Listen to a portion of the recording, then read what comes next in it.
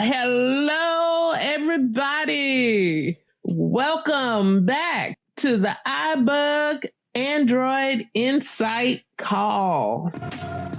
You know, this is the community of where we talk about everything Android.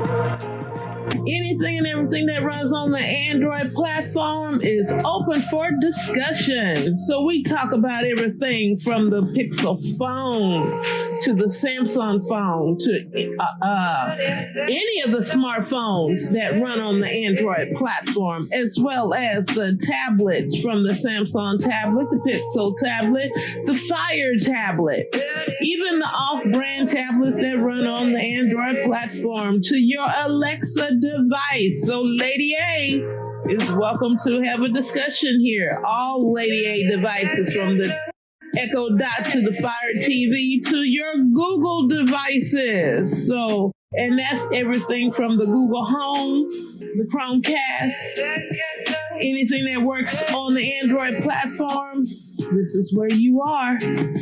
Even Braille devices that work on the Google platform. If we don't know, hey, we'll always look it up, bring it to the next meeting, or post it on our chat line. Well, I'm going to call it a chat line, but y'all know what it is.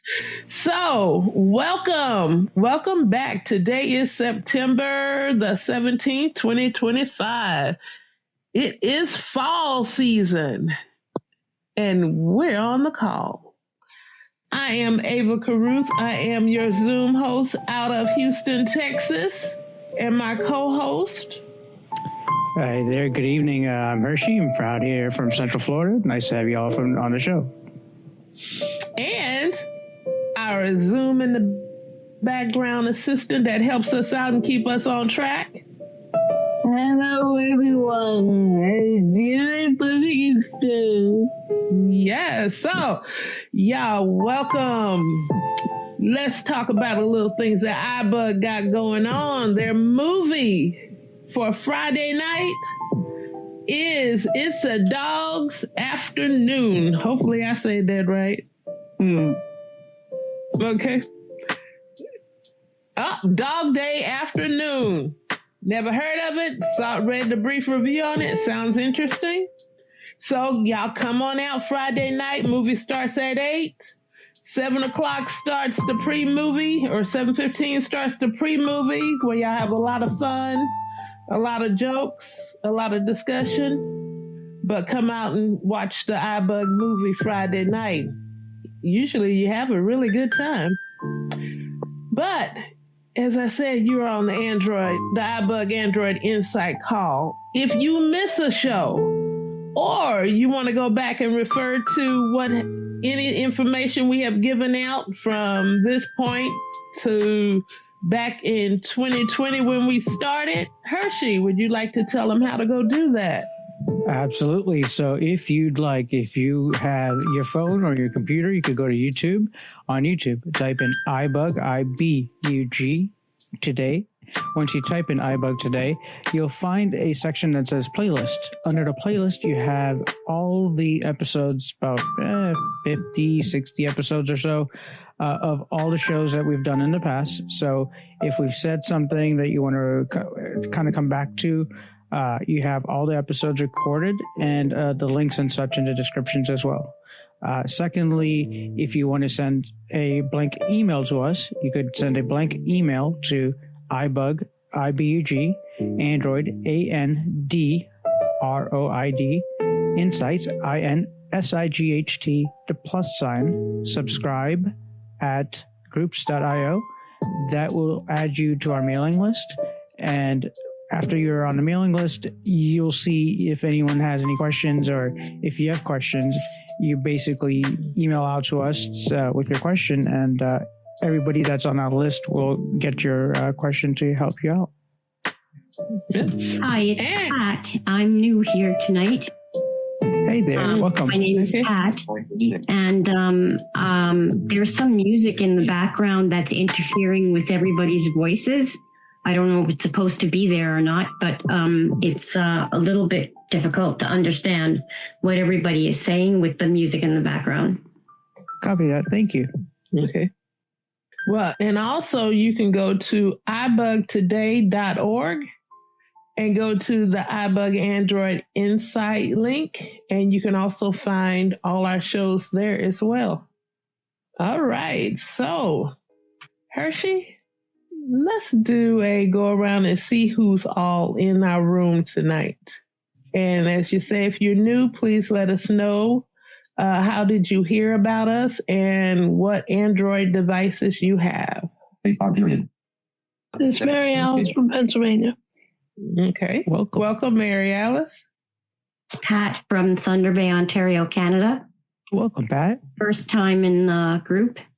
And I do have, sorry, my JAWS is working in the background here. No problem. But I do have some Android questions when we get to that after everybody's introduced themselves. Okay. Fantastic. Well, welcome. Thank you. Mm-hmm. Hello, this is Anna from North Carolina. I have an ABT, an S9 Plus tablet, and an S4 smartwatch. Okay. Great. Welcome back. Just let us know where you're coming in from, who you are, and... It's Renee from Cleveland, Ohio. Hey, Miss Renee, welcome back. Thanks. I have a house full of a lot of Google stuff, a decent amount of Samsung stuff, and a little bit of the A-Lady stuff. Well, salt shakedillos. Welcome back, though. And anyone else want to keep on moving with the flow? This is Dale from Cleveland. Hey, Dale, welcome back. Thank you. I have a S23 Plus phone, and I have several apps. Ooh, Dale, you are breaking up. Ooh. Okay. Anybody else would like to introduce themselves? Yes, hello. This is Mark from London, Ontario, Canada. Of Google 8A or Pixel 8A. That's the first time on the call, so good to be here. Hope to learn some things. Great. Well, welcome to the show. Well, welcome. Thank you for joining us this evening. Anybody else want to introduce yourselves and let us know where you're coming in from? Hey, Miss Amazon Lady, you want to introduce yourself? Pat from Ontario. Hey, Miss Pat. It's from Thunder Bay, Ontario, Canada. I didn't mention, but I have a Pixel 7A. 7A? Yeah. Okay. Cool. 7A, 8A. Okay. This is John from BC, Canada. Well, we have a strong holding in Canada tonight. Welcome, John. Welcome back. Anybody else want to introduce themselves? Let us know where you're coming in from. This is Foster coming from Houston, Texas. Hey, Mr. Foster. Got Pixel 7 Pro, Pixel Watch 3, a couple of Fire devices, Fire TV, Echo devices, and a few Samsung things. If we really heard this... And I'm waiting. Foster, if we really hear this 30 years later and hear like Fire this, Zoom that, 7, we say some strange things, don't we? I mean, those names you just said, I just like, Fire what? You're... Exactly. We'll get to it soon, but thank you so much for joining us again, Mr. Foster, and it's always a pleasure to have you on board. All right. Anybody else want to let us know who you are and where you're coming in from? Good evening. This is Wanda from New Jersey. Hey, welcome back, Miss Wanda. Thank you. No problem. All right. Anybody else want to let us know? Miss Wanda, do you have any Android devices by any chance? I do. I have a Samsung phone and probably about 5 Lady A's. Right. All right. And Miss Wanda, I think you and I, we both use magnification, but we still don't mind our screen reader. I mean, why not? Right? So, anyhow, we'll get to more questions and stuff, but I do remember you on the call ages a few months back, but thank you so much for joining back. And good memory. So anybody else on the call want to let us know who you are? And well, unfortunately for you, Hershey, it's Cliff, and I'm here, hey, and I got not that. Unfortunate, man. Hey, look at you, man. You actually talked this time. Wow. And I actually had that Pixel 10 Pro in my hand. So, hey, and I'm about to go down to Houston because I hear Miss Ava down there won some more money at the state conference. Why you always winning stuff, man? Congrats. Okay. All right. You're gonna have to start paying for our trips, y'all. Yeah, what up, Foster? I ain't heard from you since I told you I wasn't going to the conference. You mad at me? And you know what's interesting? Well, I'm happy you mentioned that, Cliff. Matter of fact, can we, if no one else is going to introduce themselves, how about if we could really throw it to y'all because y'all met each other or something, right? I think. Yeah, we did. We hung out at the national conference, had lunch. Actually, what was it? Brunch. Okay. But I had that hungry man omelet and steak, and it was good too. Let's back it up. So let's name the players real quick. So it was Cliff, all right, and then Mr. Foster, I guess, is named in this. Yep, Kevin was actually there too. I don't know if he's on. Yeah, Kevin. Okay, Kevin. Yeah, Kevin. And then Cliff had his daughter with him. Okay, and then Miss Ava, you were over there too. Oh yes, I was at conference. Okay. So could you give us, Miss Ava, could you give us a little brief synopsis? By the way, sorry, introductions. Forgot. I'm Hershey from Daytona Beach, Florida, and I have a lot of Google Pixel, Samsung devices. I have an iPhone 14 Pro. I have Google speakers, and then Miss Amazon woman over there, aka Miss Ava. You are. I have, I'm from Houston. I have a lot of Lady A devices. I have a Samsung S24 FE, and I have Google devices as well as my Samsung watch. And I think it's the third generation of it. So nice. So Miss Ava, this has happened when this is like just a couple of days ago, this conference thing, but what happened? This happened. Which one are you talking about? Yeah, which one? Because we've been to two. Well, give us the most recent synopsis because we did mention before on our last episode that you all were going to meet up, and I believe Kevin, Mr. Foster, yourself, and then Cliff. So what did y'all talk about, or? Because it wasn't a Zoom call thing, right? So could you give us like a little brief? Oh, okay. So you're talking about like at the state convention? Yeah. It wasn't going to be broadcasted, and we were all kind of right. Yeah. So at the state convention, we did. This is the second year we did like a little Android thing on Android and stuff. So. How little is it like, hey, look, it's Android accessibility. Okay, bye. It was about almost an hour. And we had about 30. Right. We had about 30 people show up because it was like a little, it had breakout rooms. So it was like 30 people, maybe a little more. And fortunately, Ava had got sick that day, so Kevin and I covered. And, Kevin did a bunch of demonstrations like on TalkBack and a couple of other apps and stuff. And we even have some iPhone users in there that was impressed. And then I did a demonstration of Gemini, Gemini Live, where you're actually having a conversation with it. So, real quick question. How do you get Gemini to work? Oh, for me personally, yeah. Because remember, I'm high partial, so I do have some vision. Mm-hmm. So they actually have a Gemini widget that you can okay. So put on your Pixel phone.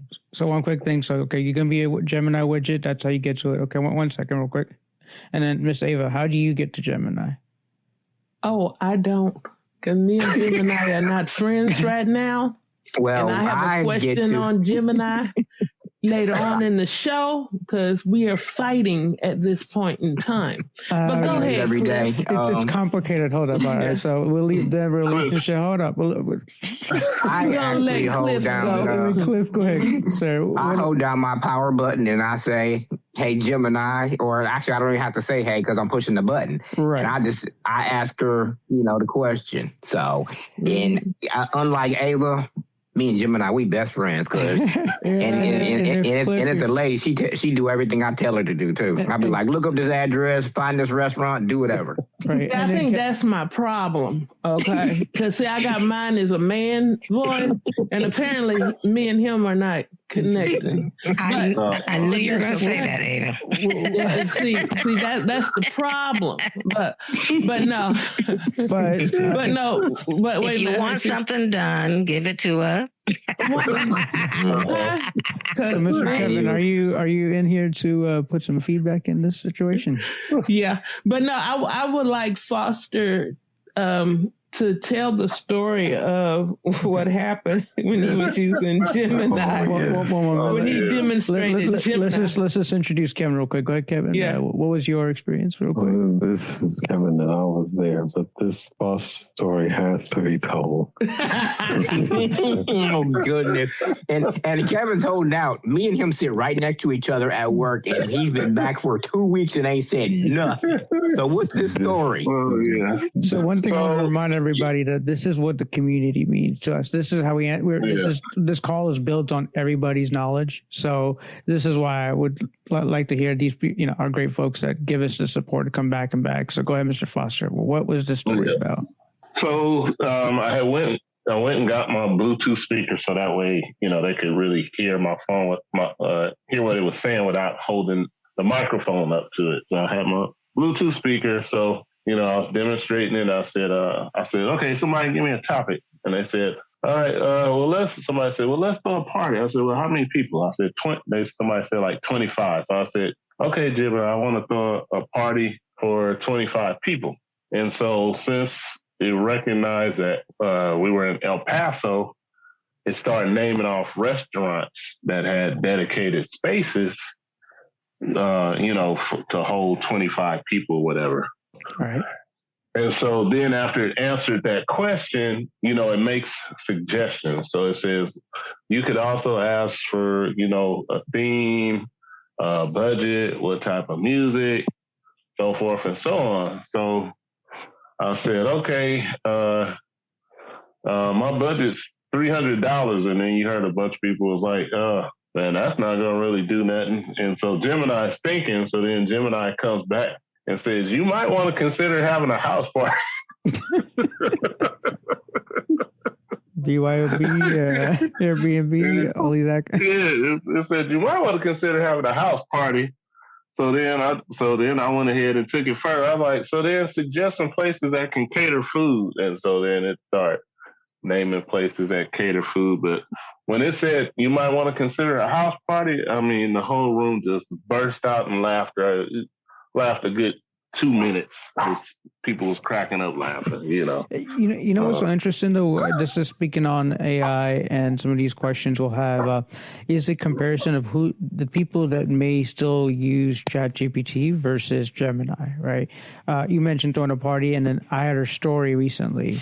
Somebody's package went missing. It actually went to give almost a room in which the package would be at the UPS facility. So that was ChatGPT that did that. So it's again like when some of these learning models are really getting to be quite powerful, but it's how you prompt it, how you use it. And, I don't even know if it goes there per se with that, Hershey, because when I'm on my Pixel, I use Gemini. When I'm on my iPhone, I use ChatGPT. So, I mean, I have them both on both phones, but it's just like Gemini is the Pixel thing and ChatGPT is the iPhone thing for me. So it could be device based, or maybe it could different just brain preference. Kind of thing altogether. Maybe I guess. I mean, and maybe it's just because I figured the Gemini won't. I'm not gonna say work properly, but maybe it won't give me as good answer as if I was on my Pixel if I asked from my iPhone. So I don't know. It's just, do you refrain from asking something to Gemini specifically to vice versa? You know, like you won't ask ChatGPT that specific way or prompting of something, whereas you would do that to Gemini. Does your brain think like that, or does it work no, like that? I asked them the exact same thing, just on different devices. Okay, so it's nothing like you're asking it in a different way or using it in a different manner. But I have had them side by side and asked one question, one other, and 95% of the time, Gemini gives me a better answer. So very interesting. Okay. Well, I have to go with Ava when it comes to Gemini, where it's not clicking. Right. When I first got the Gemini alert thingy coming over mine, this guy starts talking and it's not going where I'm going, and I'm saying to myself, "Oh no, you got to go because I'm not having a guy tell me what to do." There you go. Well, we'll leave that part aside for real quick, but it's going back to the technology of the phones and devices. One tip that Kevin had also shared with us a while back, and I also do it often enough, is remember when you are using the prompts and such, that since Assistant is really becoming no longer, and now we're jumping into this Gemini world, is that to put a thumbs up, thumbs down if it does not give you a proper response. And you know that for a fact. You did the research, you looked at the sources or what have you, and you know for a fact that that is invalid information. Let it know, because then it knows how to get better, right? Or not knows, but it's the feedback that drive some of these learning models. If we just keep letting bad data go by, it's garbage in, garbage out. So just remember to always, when you're using some of these tools, is think that you need to do research. We need to go back to the basics. I mean, that's why thinking and critical thinking and stuff is important in these situations. But I would like to let Ms. Pat, since she is a first timer on this call, if you wanted to go ahead and go with your question, since we had this little discussion. And thank you everybody for that little story there. But if we jump in our questions with Ms. Pat, since she had a couple questions. I do. One of them is that I've noticed, and I don't know if this is true or not, but I've noticed that the Hey G doesn't work as well as it did. It has some difficulty understanding, yet when I press the power button and just ask my question, it's better. And the other thing is that I did use Gemini. Well, it took over my Pixel 7a at one point, and it took us about 3 hours to get the thing to go away. I couldn't use the G Assistant or anything, having gotten that. So I'm not a fan of Gemini, let's put it that way. Got that. That makes sense. So I guess let's kind of address that elephant. For one, the consensus is for everybody that's on this call at this point, you're just seeing Gemini now, right? Or are you all still seeing remnants of Assistant? I'm just using Assistant now. Okay, right. So you still are seeing Assistant as a usable thing, and then it's a 7. That's interesting. 7A. For me specifically, I'm using S22 Ultra, so I did set my button to invoke either basically Assistant, but now turn into Gemini. And then, as you said, it is better for understanding me, whereas saying, okay, gee, my brain doesn't know how to, I guess, change that in my head. Like, I still think it's two different things when it's not. Because when I say, okay, the word Google, it feels like I'm talking to Assistant. And then when I'm thinking I'm talking to Gemini, I think it's what it is the tones. There's no tone when it beeps to let you know, hey, I'm actually listening to you. So with Gemini, it feels like it's not doing the same correspondence as Assistant was, if that makes any sense. Well, so with that, Hershey, though, I had to, once they did the upgrade and stuff, I did have to go back and set that prompt so that when I give the command, the voice command, for the voice cue rather, that it beeps.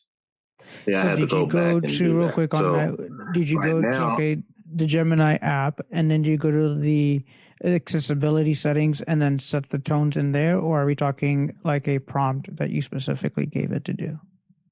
I still went into the assistant settings and right, okay, and change that and change the setting. Yeah, because right now, could you outline that for me? The only reason why I know is Gemini. Could you outline that for me? Like, the only reason why people are just I don't think they know what we're talking about. We're just talking about go over there and the menu over here. Yeah. What are we talking about? So how do we get to that? So even though everything's moving to Gemini, you still have the Google Assistant app as well. So if there's certain, like you said, assistive technology things you wanted to do, like beep when you give the command code "Hey G" or "OK G," you have to go into the accessibility part under the assistant settings to set that alert, because it will not do it. Like, I forgot what one of the updates it took that off, so I had to go back in and reset it. Gotcha. I know one thing I noticed, that when my lock screen on my S22 was locked and I started trying to use it, a couple of times it says, please unlock to use it. And then all of a sudden it says, you don't need to unlock anymore. So overall, that's bad. With Gemini and stuff is, know that it's not trying to be pushed on you. It's just that the team that was on Assistant pretty much is the team that's basically on Gemini, or if not moved around as far as different human beings behind the code, if you want to call it that. And it will differ between, let's say, Samsung to Pixel, but with Pixels, definitely Gemini is going to be pushed much faster, more rapidly.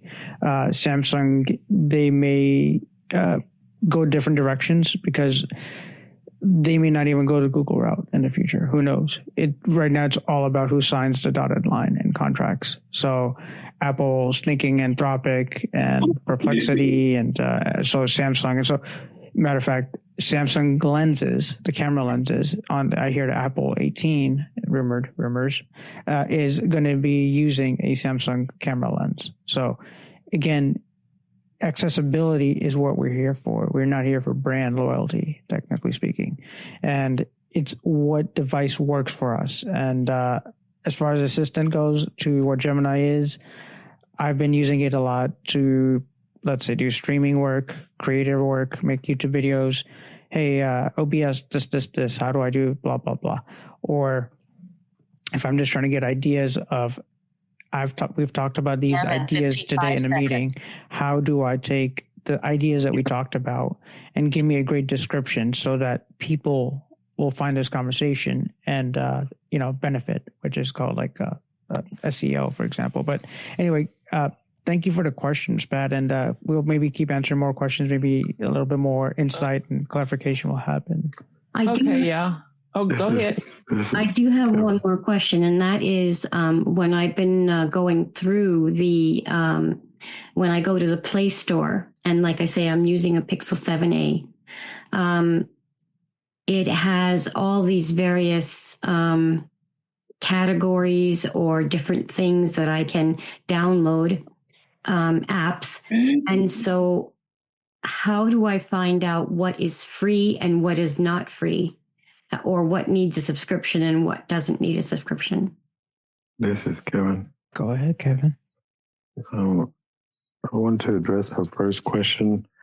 The problem one way to resolve the problem that you're having with it being less responsive is not a Gemini or Assistant problem, but you can go into the settings and increase the sensitivity. And they also recommend doing this so that if you have 3 or 4 different devices in the same room, you can set the different sensitivities so that you're not triggering them all at the same time. A lot of people don't use that feature, and so that I've never seen that actually. That's a good thing to know, but I have to the settings, and then also eventually, if you're on a Pixel, like they were saying, Gemini is going to be preferred, is going to be pushed harder. So you are going to definitely on a Google phone notice some differences between the Assistant and Gemini, because they don't want people that have a Pixel of any sort from the 6 up. They do not want you using the Assistant anymore. Eventually, the Assistant will be going away. They're already moving it to the speakers and all other devices. So, and it's what powers the image descriptions and talkback and most of the features in Lookout now. So even when you're not using Gemini, the app or your assistant, you're still using it if you're using any of the latest features that have come to talkback. Yeah, Kevin, do you know when they're going to finish that transition? Because I've gotten so lazy talking to Gemini that the speakers, I can't say or pause because it'll decide what it wants to do. I'll say tell it to turn off, and I'm trying to think, what do I want to turn off? And then it'll say turning off Lewis's television before I've told it, because it's stuck in that structured mode, whereas Gemini is so casual. I've had a hard time working with the regular speakers because I've gotten so used to having conversation. Yeah, so it has the continued conversation. You may have to turn it off and back on. I haven't noticed it shortening my time that I can speak to it.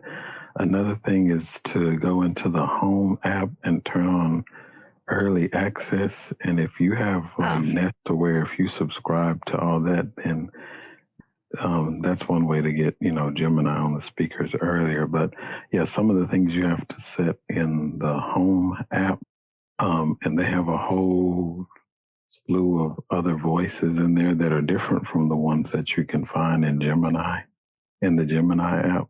But if you go into the Home app and enable early access and look at some of the other, and they have their own controls inside of the Home app. If you have any of the cameras or locks or whatever.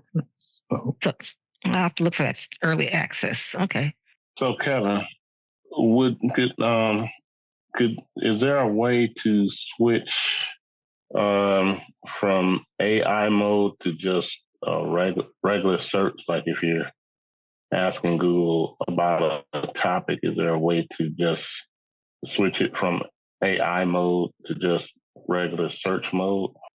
So it's still probably going to be powered by Google because remember maybe people didn't see, but in Google I/O, so even when you're on the computer, you can enable AI in the search edit box. If you're in Chrome or Edge or whatever, if you just go to google.com, you can even make that. But if you tap the voice search button, which mine is like down in the bottom right-hand side, if you type the voice search, that's the closest we can get to just regular Google voice search with the assistant. But, and they have a choice right now where you can check this box that says use Google AI search. So if you don't have it checked, then you might still have some remnants of what a regular search. Or you could just say search for this topic. When you use Gemini, you could just say search for information on, whatever, and I guess it'll do. But it's still going to be a much more detailed answer than what you used to get before. Thank you, Kevin. Thank you for that. Yes, it's all about the assistant and Gemini these days. Go ahead. Okay. Well, now I have a question because I have a gentleman I'm working with on his phone. What phone are we working with? It is a Samsung S 2021. Okay, that's 21. Now, okay. What's giving me the blues is the fact that when you say, hey, Google, Gemini comes up. However, it's coming up when you read the screen, it's in another language. Could you tell it? Oh, wait, this is Hershey. Sorry, Mark. Bad habit. Can we say, okay, the same word since something is happening? Can you change said language to English? That's what I'm trying to figure out. How? Because have you tried? I cannot get to. No, when I say the whole thing is in another language, so understanding where to go is where my issue yeah, if you tell it, it's probably like, well, I'm a learning language model. I don't know. Sorry. Sorry. Okay, this is Angelica. Good, Angelica. Okay, so I was gonna say too, if you go to the settings on the phone, let me see. I can do a demonstration. I have my other phone here with me. Let me see. Oh, it's not, okay. I guess it would help if I turn it on. I'll do a demonstration. Let me just wait for it to come up. Yeah, things usually work if you turn them on. There it goes.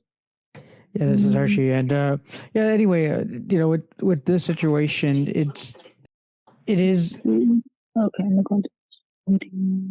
It's not that. I would think to go to the settings under Google settings, and that's where I would feel that's where these settings would reside. Specifically. So even if you went to the Google settings, if you the Google app, and then if it's not the Google app, then you have your secondary apps like the Gemini app and the Assistant app. Okay. Well, I didn't see the Assistant app on his phone. I believe that what she's going to demonstrate is from the settings point of view, so she's going to show that way. But if you install the Gemini app from the Play Store, then I think language is maybe one of the first things in Gemini. But stopped with use. Okay, now that I want it, it's not even here. It's okay, Angelica. We kind of get the gist of it. So you can set it. Yeah, thank you, though. So where you can go is, if you don't want to go all the way through the settings, so you have language and keyboard under settings that you can go to, Angelica. But you can also tap one time with 3 fingers and go over the text-to-speech settings. You can set your default language and either set it, and you can hard set it to English. But then also, like I said, when you install the Gemini app, it keeps you from having to search for a lot of these other things in the core settings, in the basic settings. So you can set the language, because there are some people who might want Gemini to speak to them in Spanish, even though their default language is English. So you can go choose the voices under the Gemini app, not the regular setting. Okay, yeah, but see, the thing is, it's not the voice. It's when Gemini come up on the screen. Yeah, it'll change that it will change the text that it shows. Yeah. Mm-hmm. It will change the text that it shows once you set the language in Gemini. It should. Okay, so the text and the speaking language should be the same. Yeah. Okay, so I just need to go re-download the Gemini app. Yes, on there. That gives you faster control over the voice, the text that comes through. That's how you can easily switch back and forth between the Assistant and Gemini, whatever you want it to be. So. Oh, I just was trying to figure out how in the world did he do that. So. Yeah, and it might be that if he understand that language, or it might be that his default also check text to speech setting, or go down to language and keyboard in the real settings part. Go to language and keyboard and. Yeah, I did that. Yeah, and everything's set to English. Well, United States English. So. Yeah, so go to the Gemini app, and if it says English too, leave the Gemini app installed and go and clear the data. I mean the cache and the storage, and then reset it again to English. Okay. I will try that tomorrow. Thank y'all. Yeah. This is Foster. Go ahead, Foster. So, okay, so like when we talk about brands, right? Yeah. You know, you have your Apple users, they love, live, die for Apple. Then you have your Samsung users. Well, they like them orange too. Sorry. You have your Samsung users the same way. They're in a lot of people are in the whole Samsung ecosphere. So they got, you know, the Samsung TV, the refrigerator with the television on it. You know, they got all the devices. And so Samsung, in my opinion, I would say is the best overall Android phone. So then Google. What an opinion, Foster. What an opinion. Okay, sorry. Yeah. No, the thing that I see. This quick question. Well, you said best. That I'm not trying to mock you on it at all. I said overall. Yeah. I get it. Yeah, I mean just overall, like you go spec for specs, the camera, the hardware, pound for pound, right? The design, the design, right? Because I don't know, you know, the new. I looked at the new iPhone, the 17. Right. It's ugly. They tried to make a visor like on the Pixel. It's ugly. Well, so, you know, let's just track back between both in every little situation. So, you know, it's funny you bring this up. There are a lot of similarities and such that. So let's go back to how settings work. First of all, on an iPhone, you would have a settings app, right? That would have all the settings, like that's maybe 1,000 miles long. And it's doable, but to me it feels painful sometimes to go to, to search for Apple is the golden place to move around quickly.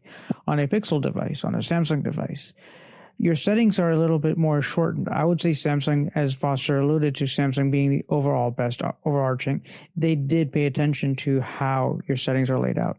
So accessibility is kind of towards the bottom, where towards the bottom you'll have like tips or about your phone. Mm-hmm. And then right above that, you'll find languages. And then right above languages is usually accessibility.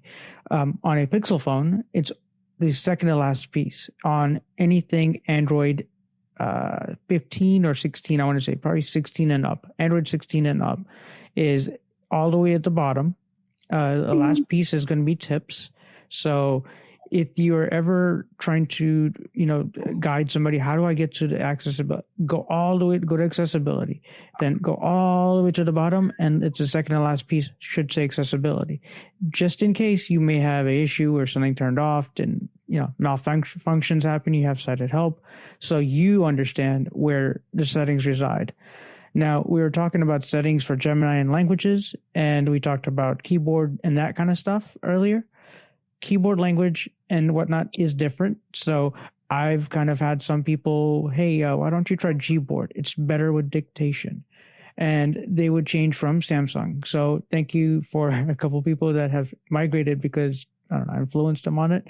But point is you could use Samsung keyboard. You could use Google keyboard, or AKA Gboard. And I feel Gboard has better dictation. So how do I change that setting?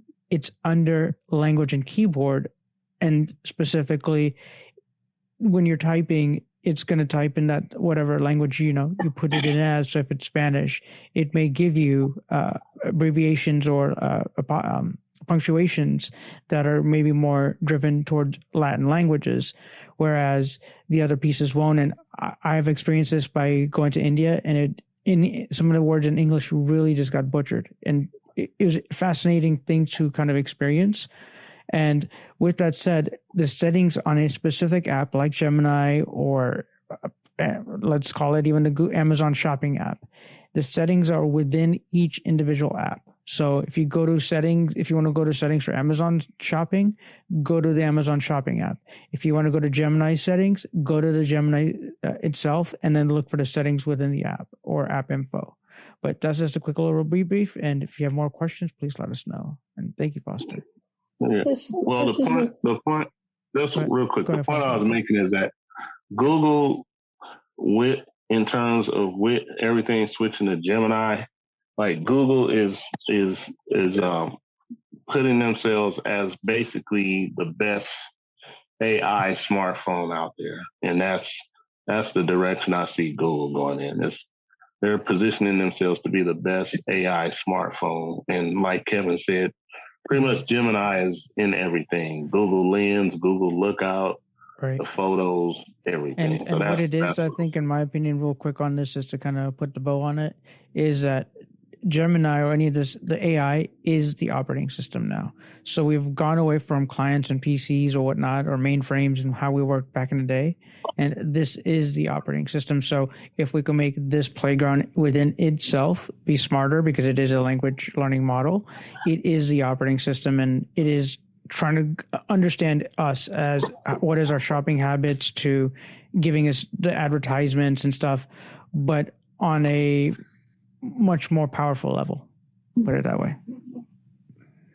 But anyhow, I heard a question there. Somebody had a question earlier. Yeah, this is Mary Alice. Go ahead. I just bought an Amazon Fire, and I cannot get the talkback on my Amazon Fire. So I was wondering where it is. This is Kevin. Go ahead.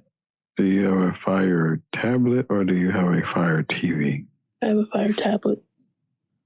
So it's called voiceview, and you hit the power button. If they haven't changed the name to the side button, you hit the power button 3 times.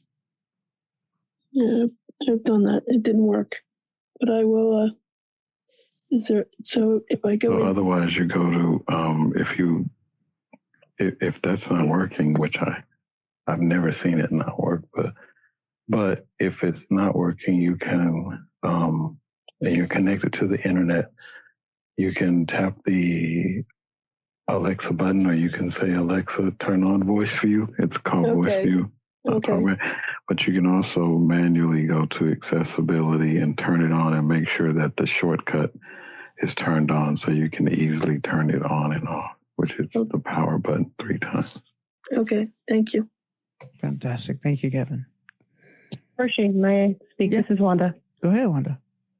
Okay, so the last time I was here, I was explaining to you guys that, like Ava and a bunch of people, I'm really struggling with Gemini, and that transition between the assistant and Gemini, where I'm really struggling now is when I always use my hey whatever to call people, right, that are in my contact list. And with the old voice assistant or whatever, there was never an issue. I would say my family's names, it would call, and it would say calling Tom or calling whatever. Now what's happening is that there are several family members that I have in under their first name only, and their names happen to be kind of popular names. So Gemini will say, it'll say, oh, do you want to call Tom's Plumbing or something like that? And I'm like, what is happening? So has anybody experienced that? And again, which as I was telling you guys last time, it's very sluggish. Like if I want to call someone, I just want it to call it. I don't want it to ask me and confirm and do all of that. Especially if the person has, if I just have that one name in my phone, like I have one John in my phone, but it will ask me, do I want to call John's Pizza? So that's what I'm struggling with Gemini. Like it just seems sluggish and it asks too many questions. And like I said, it will call or ask me, if I want to call the wrong people. So. This is Kevin. Yes, Kevin. Go ahead, Kevin. So you have to do a couple of different things. I have noticed the same thing. So this is one of the caveats of AI. So it always had the power of Google Maps, and it could always call, places all over the world. But now AI is so good that this part is bad. So you have to do the 2 things that I've done is added the people to my favorites. And then also when you do that and it gives you, like, do you want to call the plumbing or whatever, go and hit thumbs down. And then it'll ask you, why did you do that? And then you can report it. That's a way of providing feedback. But another thing that you can do is say, anytime that I say call John, whatever, and however you have them listed from my contacts. Never call a business or whatever, but you can give it in two different parts, but you have to tell it, never call this, always call from my contact. When I issue a command, always call from my contacts. So Kevin, so if I wanted to, so should I say, hey, whatever, call Mary from my contacts? Will that help me get to the right place? Okay. Yes. Okay. And do the thumbs down, which I wasn't even aware of. Will my talk back show me, like if I'm tapping or, If you swipe through the screen, when it prompts you and it says, do you want to call? One of the things, even in TalkBack now, if you get it to give you an image description, but they're still gathering data, so you can always thumbs up or thumbs down. Sometimes it'll say good response, bad response, but sometimes it'll say thumbs up, thumbs down. And when you put thumbs down or thumbs up, it's going to, or good response or bad, it's going to say, why did you give this rating? And that's when you can provide feedback. I don't know why it doesn't make contacts priority, but I've experienced the same thing. So they called Metro Access and it called a place in Maryland. I thought they had changed the system. Yeah, I can laugh about it now, but I had an emergency a couple of weeks ago, and it wasn't like an emergency, but it was an emergency to me, and I really needed to speak to that person immediately. And I was in a lift, and it wasn't pleasant. Let's just put it that way. And I was so frustrated. Of course, I didn't, but I wanted to throw my phone out of the window. I was so mad. But thank you, Kevin. Thank you. And thank you, Wanda. Sorry that you had to experience that. And yeah, it's some of those things that you said, caveats, right? And they could, you love them and you hate them. It's they're great tools, but it's just sometimes they could be. This is Renee. Thank you. Go ahead, Ms. Renee. I have a real basic question. Sure. Just in general, one thing I do every day is I'm on a distribution list with my sisters and nieces. And every morning, we say good morning to each other. My sister sends a Bible verse, and I always want to share that with my son. So I select it. But to copy it, I have not learned gestures to do what it is. My vision is still good enough that I can find the copy icon up there and then, bring up the 3 little boxes at the bottom. One of them has a share, and I can select my son from the favorite and share it to him and send. But if I could not see at all, and I went there and I selected it, is there a gesture to copy and then go to share without me going up and down on my phone to the different icons to do that? This is Angelica. Go ahead, Angelica. Okay, so I might be able to help with that because I have a family member that does the same thing. Like she also sends the prayer images. I found out like if you click on if it's a prayer image, like a paper or something with a it's actually text, and I just want to be I can select the text, and then. But then how do I copy it without going to the icon? Is there a talkback gesture that will copy it and then a gesture to share it or a menu that I pull up quick to do it? I've never figured that one out. I do this every day, so I really need to be able to find the fastest way to do it. And just add to this, Angelica, so like, again, here we have a couple different elements. You have one for persons that may have low vision. They could quickly click on icon, right? So, but if you're using a screen reader alone, you do have gestures. Within the different screen readers, there are different gestures, meaning that you might hear copy last spoken text or you might hear copy text. But I think somebody really had the answer and they wanted to say something. So anybody on the floor have the answer for this? This is Kevin. Go ahead, Kevin. And Cliff is observing he's doing an OJT in my Android class. I really want him to answer this question. Go ahead, Cliff. Come on, Cliff. Come on to the table, sir. All right, come on, Cliff. Sorry, these are friends. We won't do this to anybody, ladies and gentlemen, so don't worry. We won't. I think we're allowed to do this to our friend. Oh, now he forgot where the mute switch is. Like he's working. So, so you can tap twice with 3 fingers is to copy. Sometimes it doesn't work with the text messages. Okay. Have you ever had that issue where it won't work in a text message? It'll work in a document. Right. It'll work in an edit field better sometimes.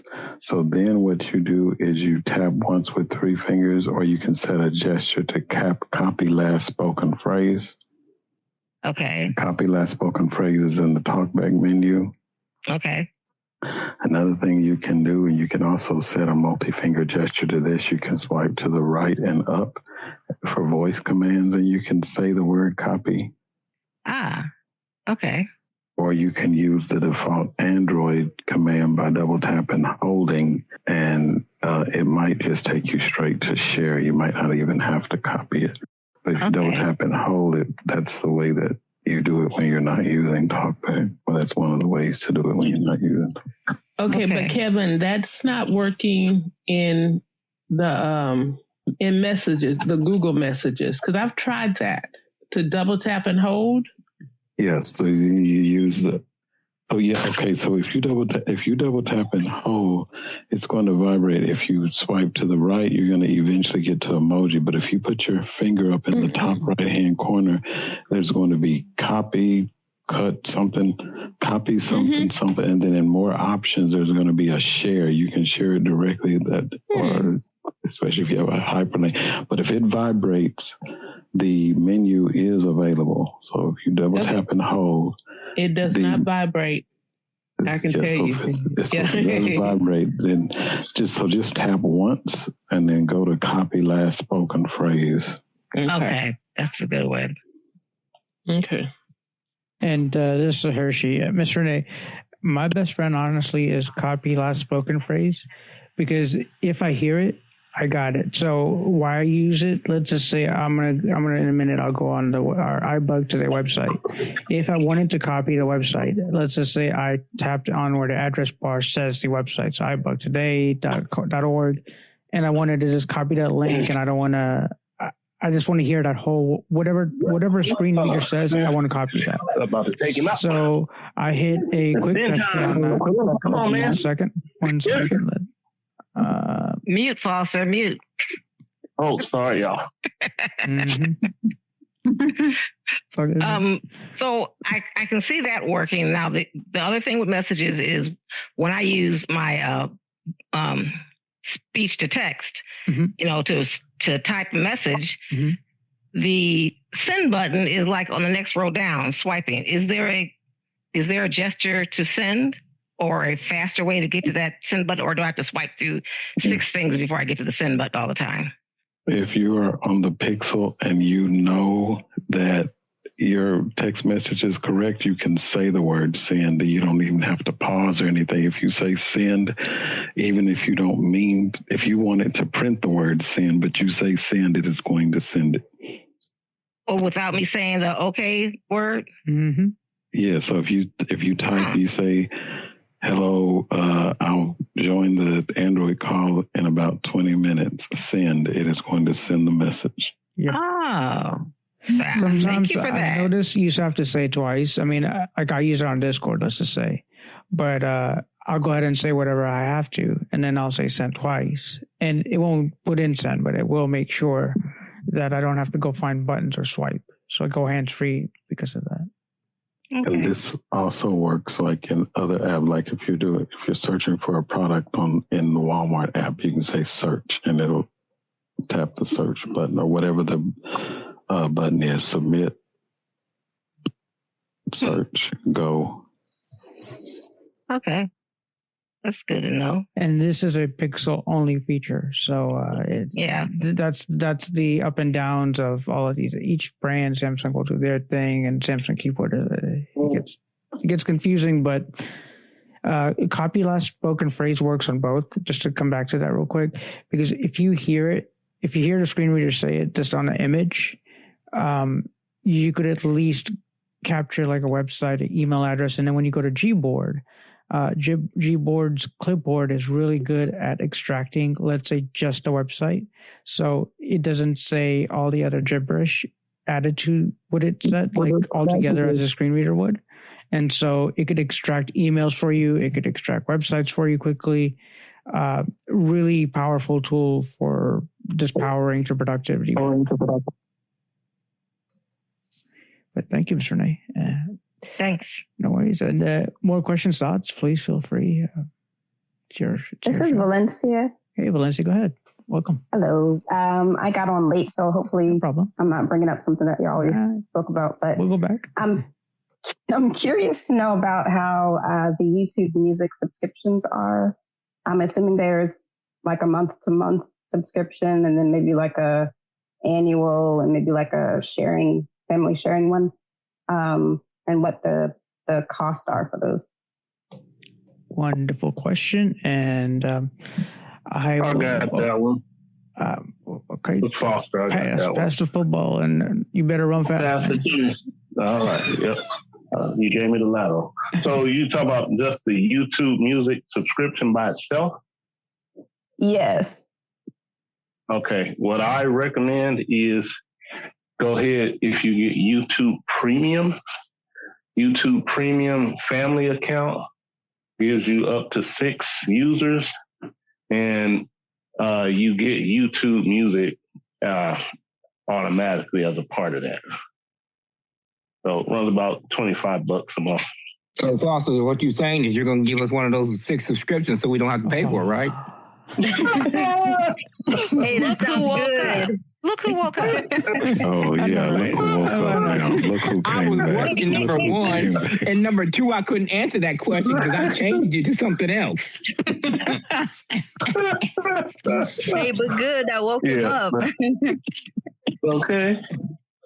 But yeah, this if you get the YouTube Premium subscription, YouTube Music is automatically included in that. This is Hershey Valencia. So I want to say it's $11.99 for the premium. So it's one user, and you have YouTube Premium, and you get music with. Actually, it's $12.99. I know because I signed up for a free trial and forgot to cancel it.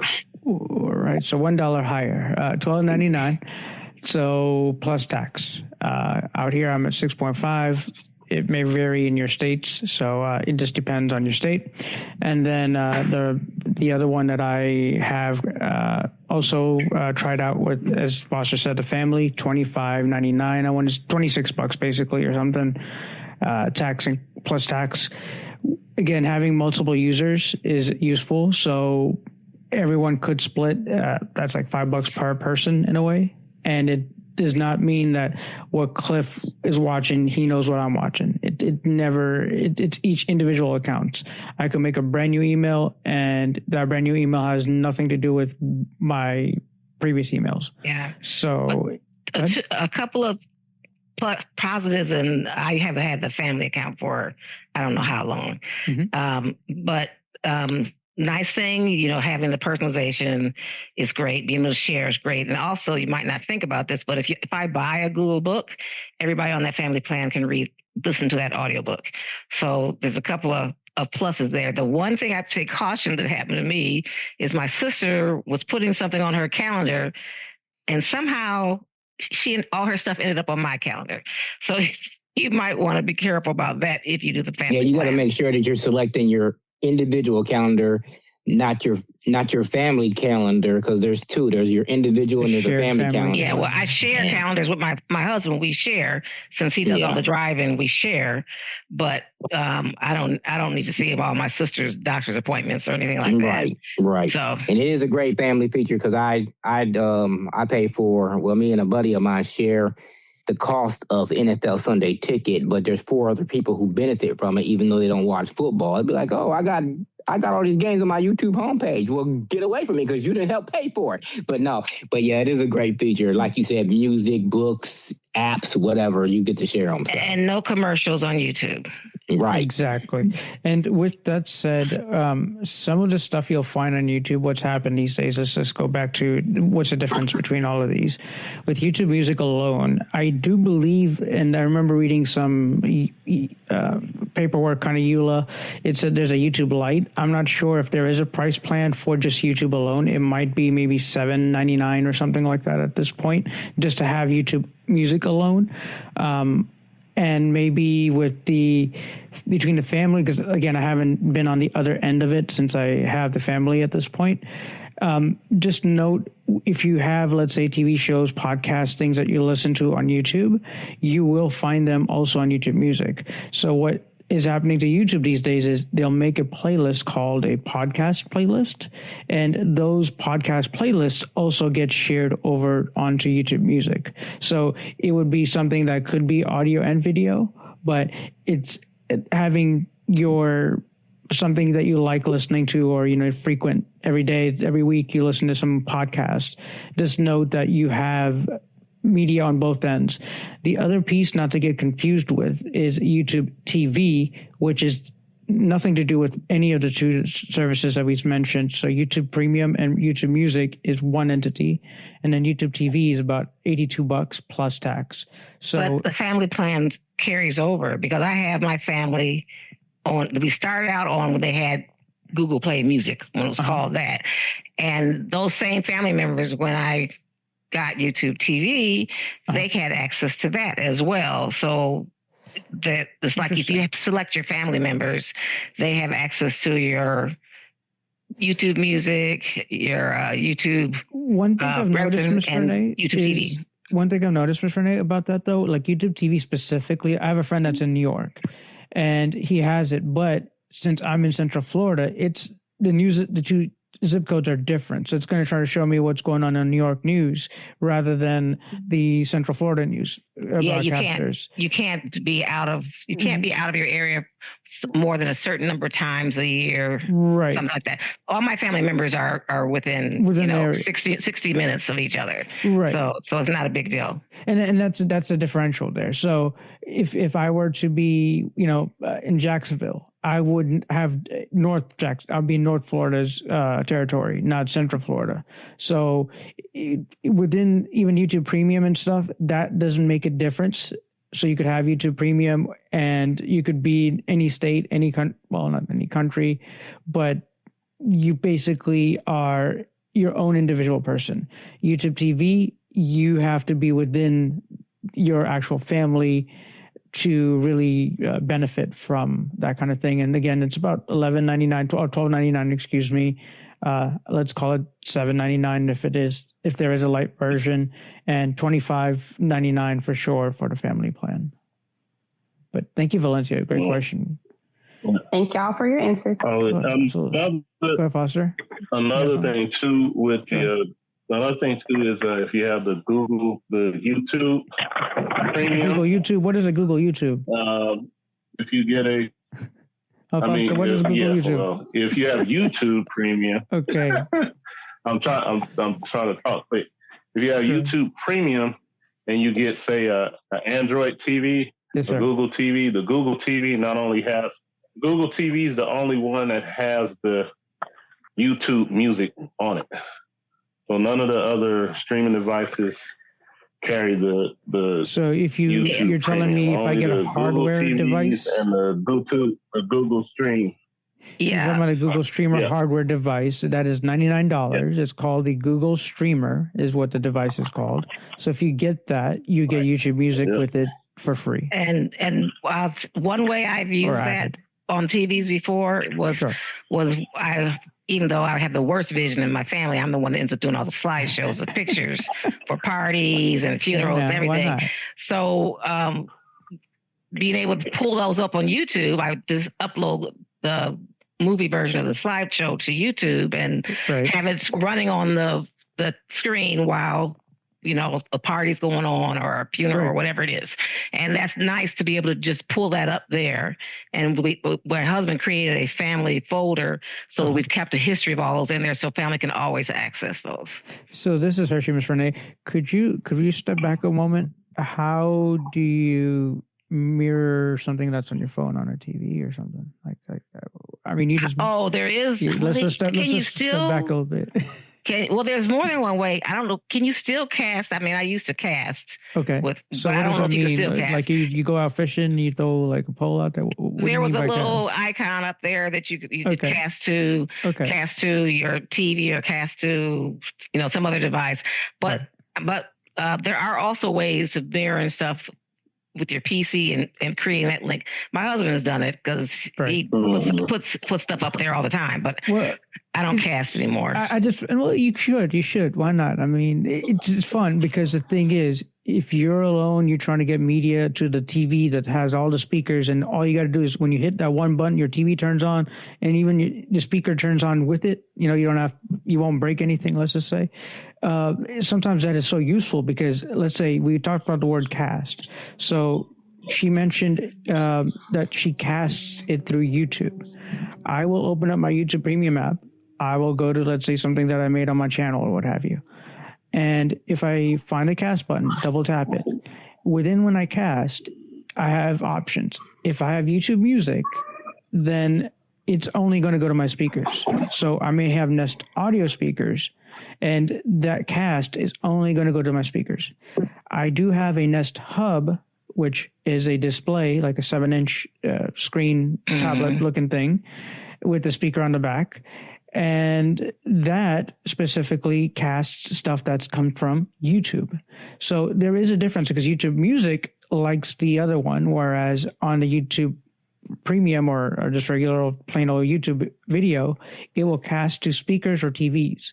So just know whenever you are going through these, you do have to kind of set up your network or your names or your speaker groups.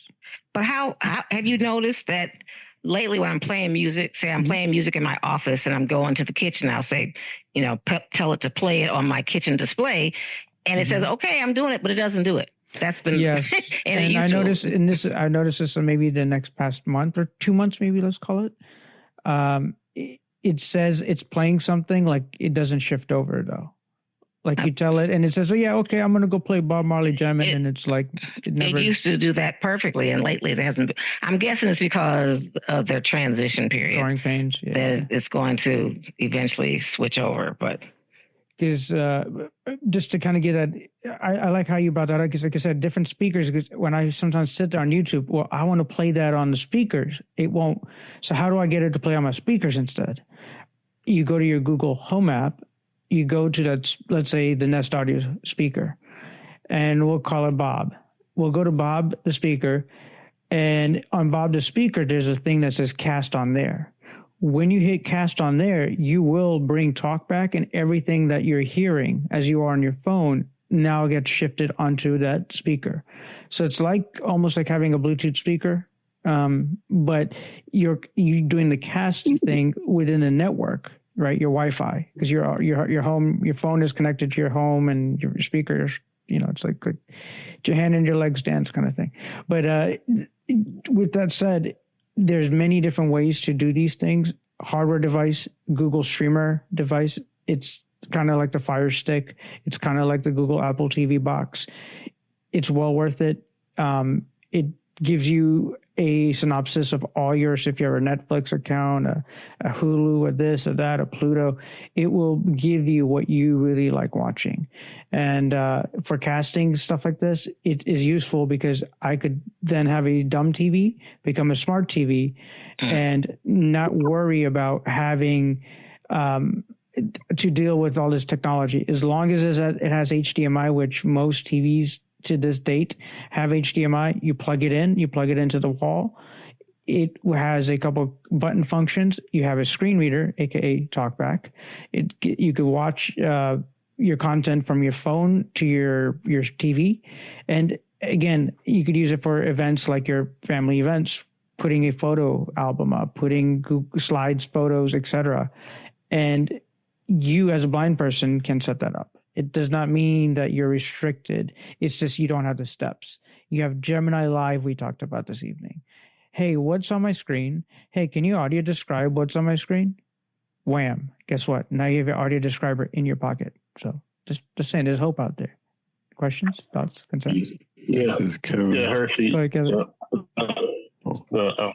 The talkback on the TV is easy to activate too. It's easy to activate too.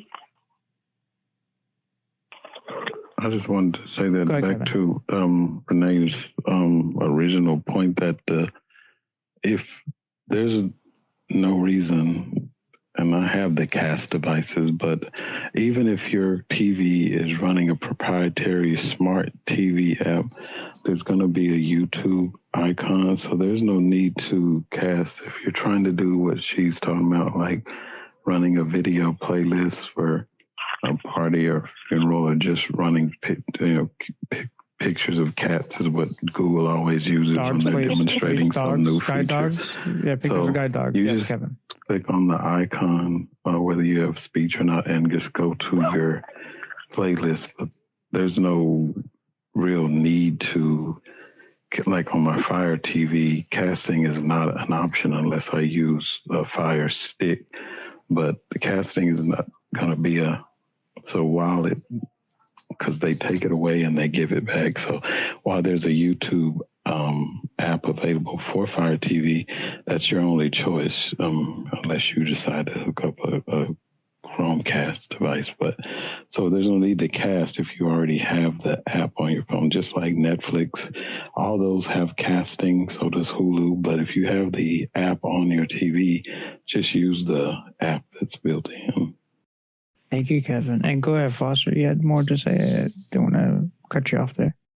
Well, I was just saying that, like, even though I don't use TalkBack, like, say, on my phone, I use it on I have a TCL TV that has the Google built into it, so it's easy to turn on and navigate. And thank you for bringing that up. So basically, the TCL Google Streamer, they're basically the same operating system, right? That's the same thing, essentially. Yeah, it's all Android TV. That's all it is. I have the TV instead of having the streaming. Right, it's built into it. You have a box standalone, but usability, it's one and all the same. You're downloading, or even the Shield. The Shield, you're downloading all from the Play Store, essentially. All from the Play Store. And then, because that's the thing between some of these new devices, like we talked about a couple months back about the Blind Shell Vision phone. Its store is completely different, separate from everything else. So not to confuse you, but most of y'all have mentioned tonight is that you have Pixel phones or Samsung, and even between Galaxy Store to Pixel Store, their stores are better. Foster, I mean, please. These stores are workable, but we just want to make sure that in our accessibility tools like Google Lookout or Seeing AI, I haven't yet found Soundscape. I don't know if anybody else has tried out Soundscape. If you have, please let us know your experience with it. I heard it's on Android now. But some of these apps that we use, Gemini has kind of taken over because, like I said, you have your assistant to give you your audio description. You have it to give you your surrounding descriptions. So if you have more questions, please feel free to ask. It's your stage. While we were talking about TVs, it made me think of one issue I run into. I have a couple of Google TVs, and I'll go into the settings and set the audio level for TalkBack for the screen reader. And on the home page, it says where I want to do, but then I open YouTube TV, and all of a sudden, the screen reader, increases in volume by 3 times and doesn't keep the levels I set when I set the television. And considering it's a Google ecosystem, has anybody else ran into that problem? Interesting. This is Kevin. I've seen the problem on my Fire TV. The voice view will change, but I haven't had this thing. But all I have is the Chromecast with Google TV. I don't have with it built in. So make sure you report the issue to them, because I don't know how to turn that. I know how to turn it up and down individually on the phone, but I don't know how to adjust the volume on the TV. On the TV, that's just the settings, on the home page. Once you get into the YouTube app, I don't think there's another setting unless I've missed it for setting the volume. If you hold down the home and I wonder if you, when you open YouTube TV, if that's where it's happening, I wonder if you turn it off and turn it back on, if it'll go to your regular settings for the volume. Turn the talk back on and off? Yeah. Oh, okay, because I have the shortcut keys on the remote, so I could do that. Yeah. Okay, I'll give that a try. Miss Renee, this is the Google Streamer, correct? Actually, I have a Google TV. TV, okay. Yeah, it's built in. In your, just kind of curiosity question is, what is your keystroke to turn talk back on off? It's, if I remember correctly, it's the back button and the either down arrow or right arrow. I can't remember which one. It's one of those two that you hold them for so many seconds. Okay.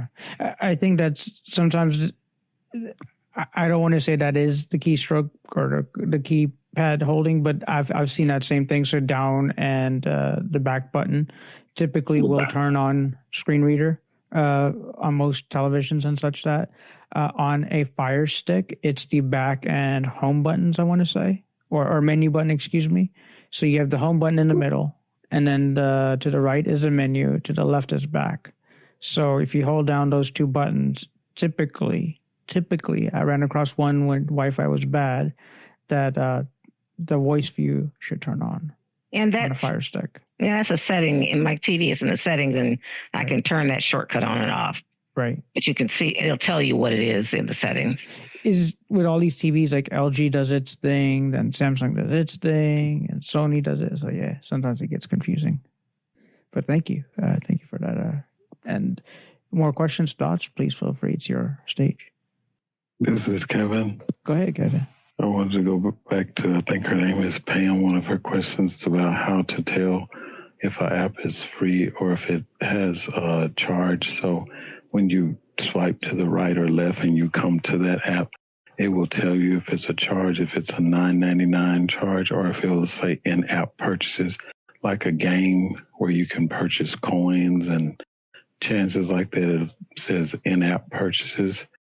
Or if there's like a free, like the Nova Launcher, which is going away. So if there's like a free version of the app, but you can upgrade, that means in-app purchases as well. But if it doesn't say anything, like most of the apps that we use on a regular basis, it means that there's no additional charge, that it's free. So you'll never see the word free usually unless you go down into the app details. All right. So it's Pat. So you have to tap on it or something like that before you can find out whether or not it's free. No? Just swipe. When you're swiping to it, right. It'll also tell you once you double tap on it and open it up. But when you swipe to the right, it'll say, well, it's usually a game or something. It'll say, or like one of the apps is called what is that word they use? Well, it used to be called Voice Stream. It's called something else. Starts with an L now. So it'll say in-app purchases. Leger. That's because Leger. Yes. So sometimes it'll have the outright price, like it'll say $9.99. But if you can use it, for a few days, if it has a trial, or if you have to purchase to unlock certain features, it'll say in-app purchases. But if it's an app that actually costs money, like the old Kurzweil app that we used to use, it'll just say $19.99 or whatever. But if it doesn't say anything. Because when I swipe to the right, it basically goes to a different app. It doesn't have, it's just a list of apps kind of thing as I swipe to the right. Yeah, so whether you swipe to it or touch it, like if you touch it with your finger, if it says Google Lookout, it won't say anything else after that. I mean, like Google LLC, that means that app is free. And if there all is the features are free. Price point to it, like we mentioned, like the $9.99 for KNFB or something, it will say KNFB Reader $9.99. Like you'll hear it in that one. I'll have to look around for that. Thank you for coming back to that. Yes. All right. More thoughts, concerns? All right, y'all. We are down to the last 4 minutes of the call, so we have time for at least one more comment or question. Yeah, I got this is Teresa. Can y'all hear me? Yeah. Hello? Okay, this is Katrisa. I have Meta AI glasses, and they said that they have. I called Ira, and they said that they have had the same problem with a lot of people. Where I'm trying to hook up to Ira with WhatsApp on my Meta AI glasses. Have you all found a solution yet? Are you? Question: Are you? You're just trying to use Ira with your glasses? Yeah, because I'm familiar with Ira, and I know it would Be My Eyes, but I haven't tried it with Be My Eyes yet. No, it works with Be My Eyes, but with Ira, okay, so you have WhatsApp, right? Yes. Okay, so when you call the Ira people, they are supposed to they'll do something on their end, and send you a link and do it. I sent the link, and then I pressed joined, and it took me to WhatsApp, and it took me to their number that was on WhatsApp. But when I click join, it for some reason it won't connect to my glasses. The camera and everything won't connect to my glasses. It'll be on my phone, and it's as if I dialed the person twice, and they're talking like double. Kevin, what kind of things are you using the Ira for?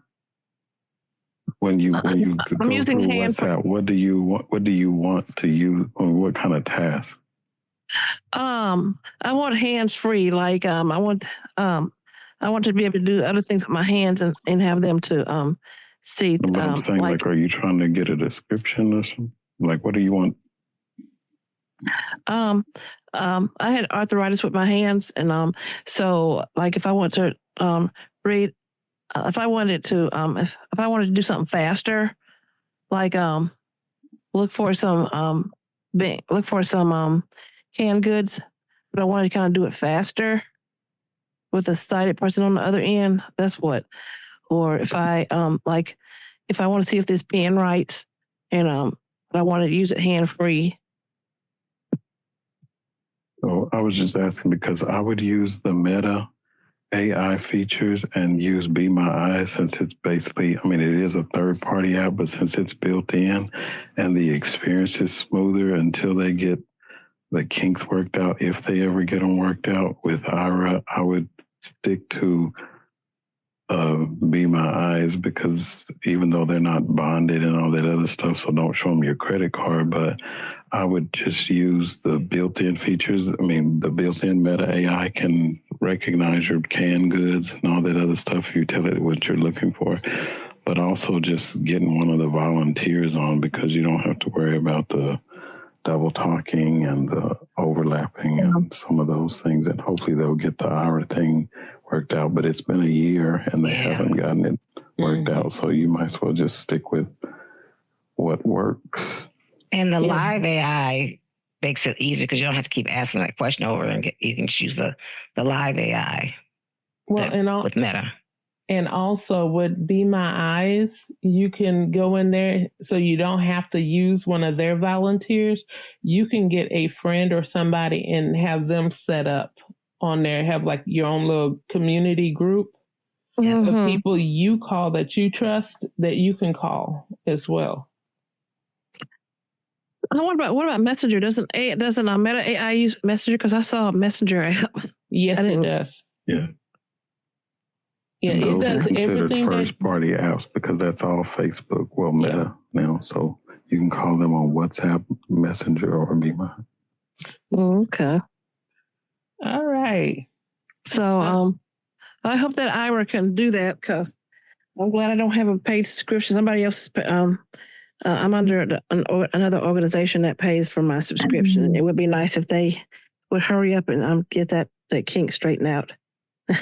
Yes, especially since you can use Ira in Walmart if it works, but in Target and in other stores as well. So all I can say is one word: Astra. Yeah. Drop mic. All right, so y'all, we have had a wonderful call. We are after 8:30. So I just want to thank everybody for coming. I love all the questions, especially the questions on Gemini. And our last question on Meta AI, because we just did a seminar on that about 3 weeks ago. But our next meeting will be October 15th, White Cane Day. So we will be back here at the same channel. And please don't forget the iBug movie. Oh, are y'all going to have this recorded version on the website so I can go back into and listen to it? Yes, we will. All right, thank you. Yeah.